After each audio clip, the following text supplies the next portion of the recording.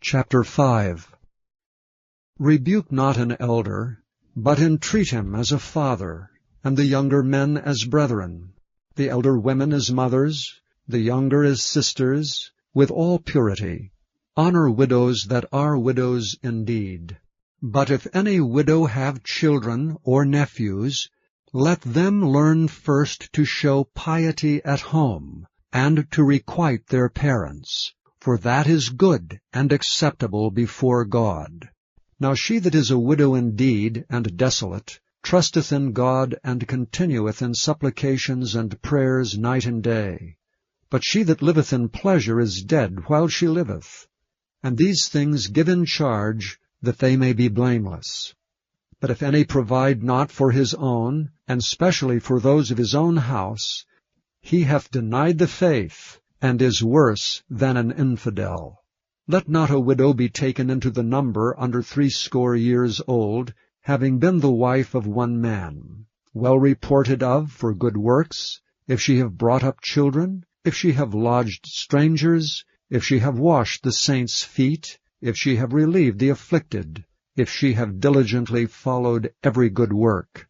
But the younger widows refuse, for when they have begun to wax wanton against Christ, they will marry, having damnation because they have cast off their first faith. And withal they learn to be idle, wandering about from house to house, and not only idle but tattlers also, and busybodies, speaking things which they ought not. I will therefore that the younger women marry, bear children, guide the house, give none occasion to the adversary to speak reproachfully. For some are already turned aside after Satan.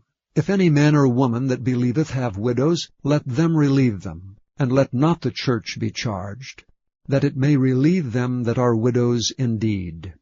Let the elders that rule well be counted worthy of double honor, especially they who labor in the word and doctrine. For the Scripture saith, Thou shalt not muzzle the ox that treadeth out the corn, and the laborer is worthy of his reward. Against an elder receive not an accusation, but before 2 or 3 witnesses. Them that sin rebuke before all, that others also may fear. I charge thee before God and the Lord Jesus Christ and the elect angels, that thou observe these things without preferring one before another, doing nothing by partiality.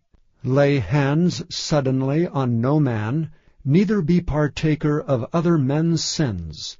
Keep thyself pure. Drink no longer water, but use a little wine for thy stomach's sake, and thine often infirmities. Some men's sins are open beforehand, going before to judgment, and some men they follow after.